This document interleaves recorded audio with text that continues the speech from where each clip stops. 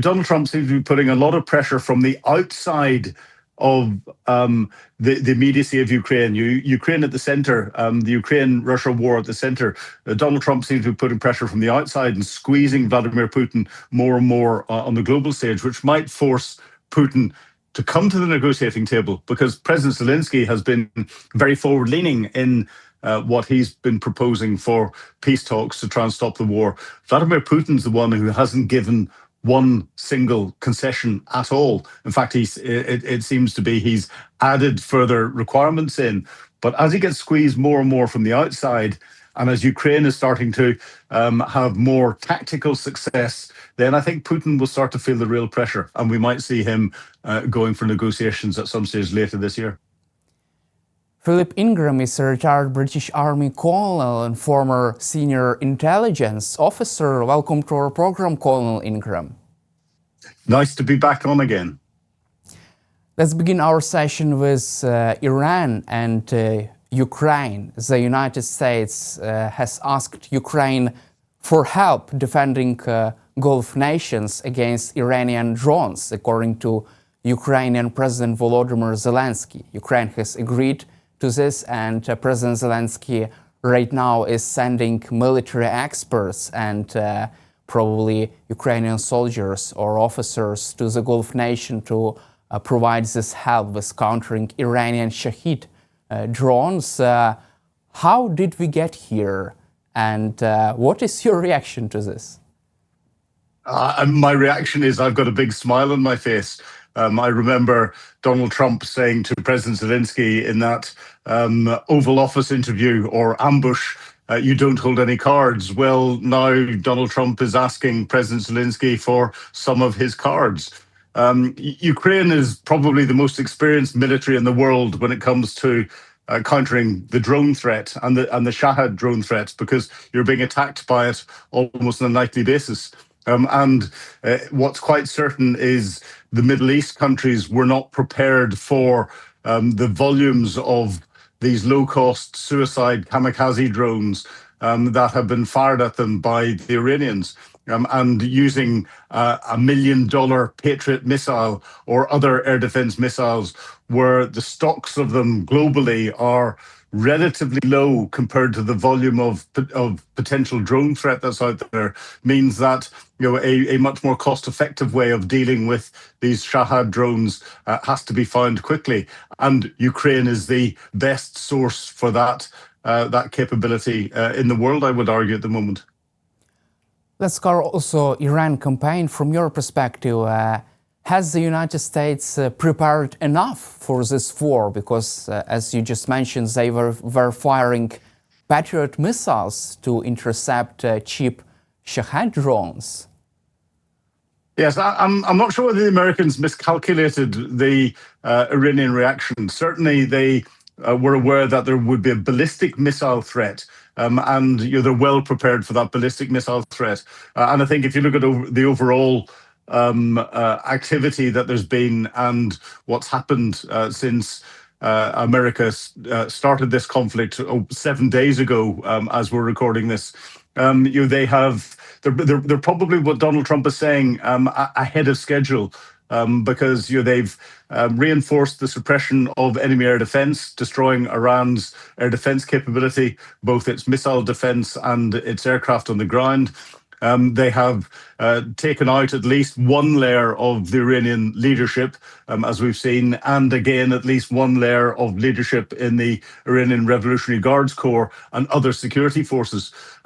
But Iran is still able to function as a state because like every state, it's got other layers. It's got people ready to step up and step in. So, America with Israel is now moving on to the next level and trying to ensure that all of those that can direct military activity or direct political actions that are against the aims and goals of this conflict are removed, and thereby, once they've gone, and once the security apparatus has been destroyed, then that's a time when we might see the Iranian people standing up, or we might see whoever steps in as a leadership suddenly going, this is suicide if we continue. Let's get back to the negotiating table and sit down with the Americans properly. So we're a week into something that I think has got at least several more weeks, if not a lot longer, to play out. From your perspective, have Iranians overplayed their hands by attacking Gulf nations, and did US expect such a retaliation? Well, I'll answer the second bit first. I think the US probably recognized that Iran could lash out like this. And what surprised me is the accuracy of a lot of the Iranian targeting initially. They've targeted primarily US military facilities, but also then some civilian targets and some targets from the Gulf states. Has this been good for Iran? No. The Gulf states were on two sides of the argument as to whether they were supporting Iran or not supporting Iran, or pro-United States or anti-United States across the region. The region was divided. What Iran's attacks on just about every country across the region has done is it's united all of the countries in an anti-Iranian stance, primarily for their own force protection. But this is the first time, I think, in decades that we've seen the Middle Eastern countries so united. How long it's going to last, I don't know. Let's also cover a position of Russia and Putin's view of this. How does this affect Russia globally? Because Russia has lost another friendly dictator to Vladimir Putin. Well, I think Vladimir Putin will be feeling, he will have two emotions with regard to this. Yes, he's lost another dictator, he's lost another country, a huge country that he was relying on for his drone technology, relying on for some of his missile technology. There's certainly been a lot of swapping of technology ideas, because some of the drones that have been fired across the Middle East, it's quite clear they've got Russian technology in them. So Iran has taken Russian ideas and Russian technology and improved their own drones. And this comes on the back of Vladimir Putin losing Bashar al-Assad and his access to the Mediterranean through his Mediterranean fleet port in Syria. He's lost his influence across the whole of the region now. And that will be hurting him, because he used the Middle East as a stepping stone for his operations down into Africa and elsewhere. And it's also somewhere where he had built up an awful lot of relations when it came to moving money and finances around the world. So he will be hurting from that perspective. However, he will be smiling from the aspect that the United States is now focused on the Middle East, not focused on supporting Ukraine in its war with Russia. And a lot of other countries are now focused on the Middle East. And the political capital that it's taking from other countries around the world means that political effort is not being put into trying to put additional pressure on Russia to stop its illegal war in Ukraine. So Putin will be smiling at that. He'll be happy with that. He'll be happy to see the Patriot missiles, cruise missiles, and other smart weapons being expended in the Middle East, because he knows that they cannot then be provided to Ukraine at some stage in the future. But he will be concerned about this loss of influence that he's getting across the Middle East. And it's interesting. Russia's being squeezed from the outside. However, there is another short-term benefit for Moscow, in that the global oil prices are going up and will spike even higher. And this is where Putin will try and fill the void of oil and gas not coming out through the Straits of Hormuz with Russian oil and gas, whether that be illegally smuggled into different countries. And countries will take that, and he's likely to make an awful lot of money out of this. That'll help him fund this his continuing illegal war in Ukraine. Also, recently I read some interesting articles indicating that Putin is trapped by this situation around the globe, because on the one hand he can't criticize Trump because he would like to maintain this so-called special relations with President Trump. On the other hand, he has to say something about this, because Russians are embarrassed by these developments in the Middle East? Oh, Putin is in a very, very difficult position, and domestically, it's making him look weak. And it's interesting whenever you examine, you step back, and we're very quick to criticize Donald Trump for his lack of immediate support and the language that he's using against Ukraine and everything else. And I'm one of the biggest critics of that. But actually, when you look at what Donald Trump is doing from a wider perspective, we've got him helping destroy Russia's support in the Middle East. Russia was relying on an awful lot of support from Ukraine. That will help Ukraine eventually. We're seeing the Americans taking a greater lead in dealing with the shadow fleet vessels that are moving oil products around the world, and smuggling Russian oil products against sanctions around the world, with them arresting a ship in the middle of the Atlantic, and putting pressure on European nations to start doing the same. And we're seeing that. So Donald Trump seems to be putting a lot of pressure from the outside of the immediacy of Ukraine. Ukraine at the center, the Ukraine-Russia war at the center. Donald Trump seems to be putting pressure from the outside and squeezing Vladimir Putin more and more on the global stage, which might force Putin to come to the negotiating table, because President Zelensky has been very forward-leaning in what he's been proposing for peace talks to try and stop the war. Vladimir Putin's the one who hasn't given one single concession at all. In fact, it seems to be he's added further requirements in. But as he gets squeezed more and more from the outside, and as Ukraine is starting to have more tactical success, then I think Putin will start to feel the real pressure, and we might see him going for negotiations at some stage later this year. You just mentioned about Ukrainian tactical successes. Probably you mentioned about ground successes, because Ukraine has liberated some territory, and also this was influenced by this Starlink situation, when Russian soldiers weren't able to use Starlink due to decision of Elon Musk.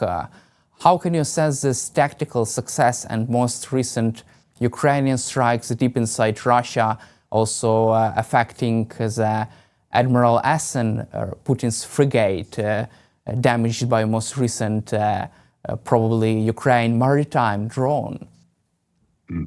Well, the Admiral Asen is another fantastic example of the operational level of warfare that Ukraine has been so good at taking to Russia.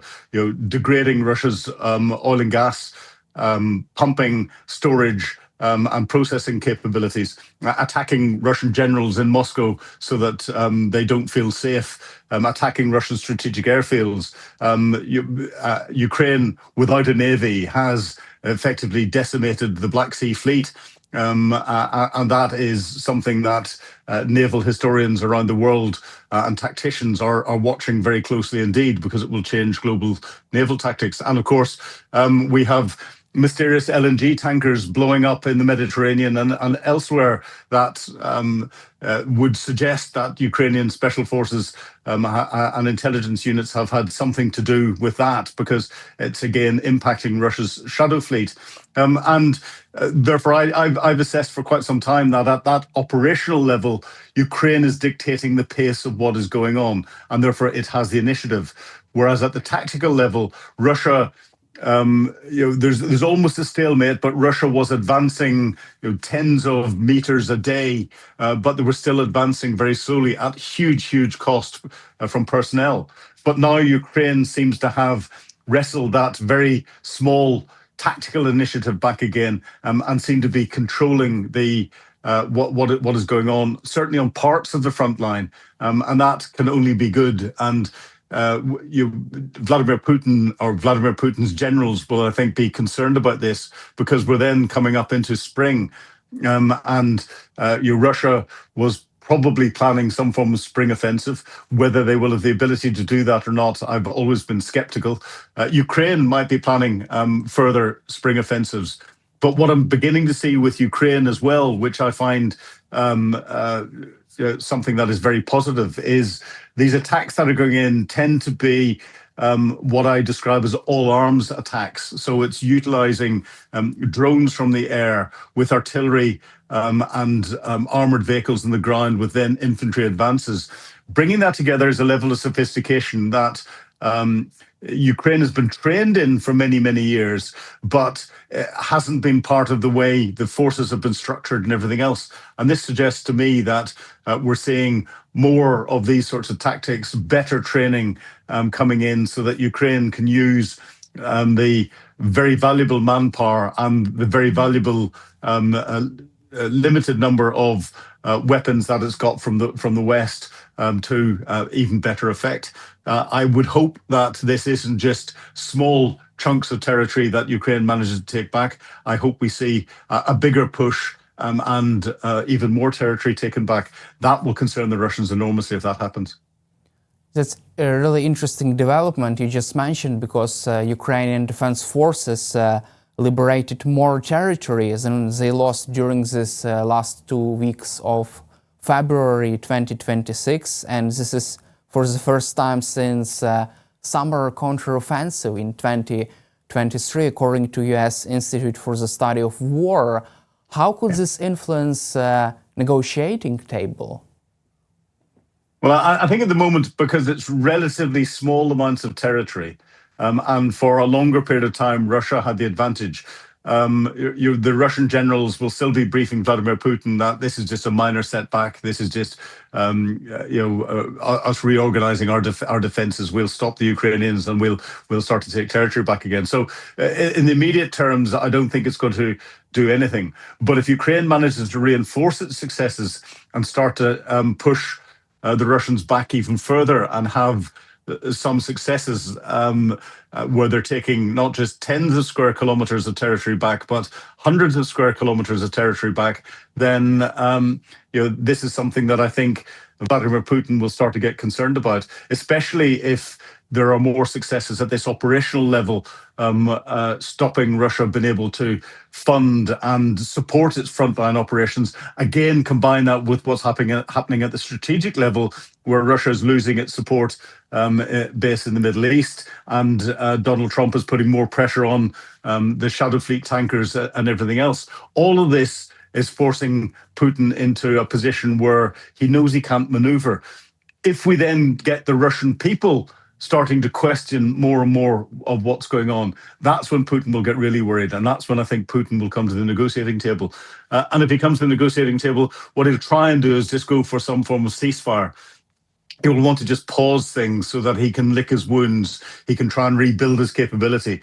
He won't want to stop the war. He won't want to come up with any settlement that doesn't achieve his objectives. Also, according to Bloomberg, Russia is considering full withdrawal from negotiations if Ukraine does not cede Donbas to Russia.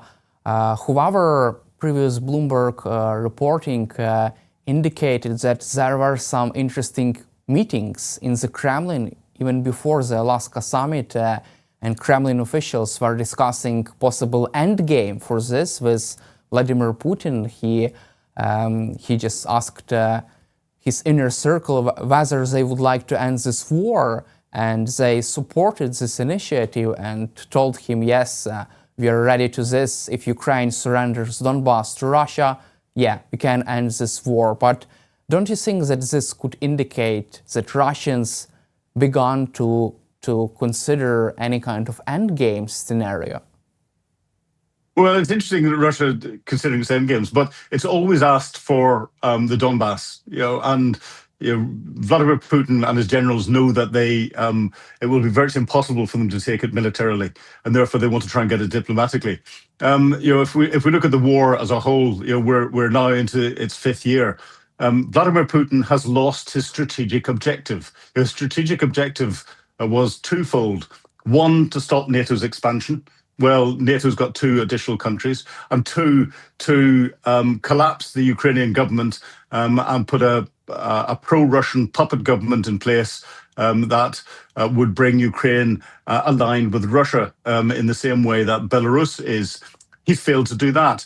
And from a military perspective, all of the territory that was captured in the early days of the war, the majority of that Ukraine has recaptured again. And therefore, Vladimir Putin has had to go for a secondary objective. And his secondary objective is the Donbass. And he's already had the Russian constitution absorb the geographic boundaries of the Donbass into Russia, and as part of that, he is in a position now where if he doesn't get the whole of the Donbass as some form of settlement at the end, he loses face enormously, and whether he could recover from that or not, I don't know, and that's why they're saying the end game is. If Ukraine surrenders the territory that it still holds in the Donbass, then we'll stop the war. Does that mean that Russia would stop the war? No, they'd pause it. This would be seen as a salami slice of Ukraine. Vladimir Putin would then set the conditions, or Vladimir Putin's successor would set the conditions to come and try and take another salami slice at some stage later, maybe 5 years ahead, maybe 2 years ahead, maybe 10 years ahead. But Russia's expansionism will continue. This is why it's important that Russia is properly defeated and forced to withdraw from the internationally recognized territory of and boundaries of Ukraine. From your perspective, can Vladimir Putin survive possible endgame, even ceasefire on favorable for Russia terms, because they have sacrificed too much? Russia has lost probably 1.3 million soldiers, and this war has entered its 5th year. Can he survive possible endgame? Well, I think he probably can if he gets something that he can declare as a victory, and he's set the conditions both within his immediate inner circle, but also to the Russian people. That victory is the Donbass, and he would then, if he got that, turn around and say, yes, he's beaten NATO, he's beaten Ukraine, he's looked after the Russian people because he illegally claims that the people of the Donbass are Russian people.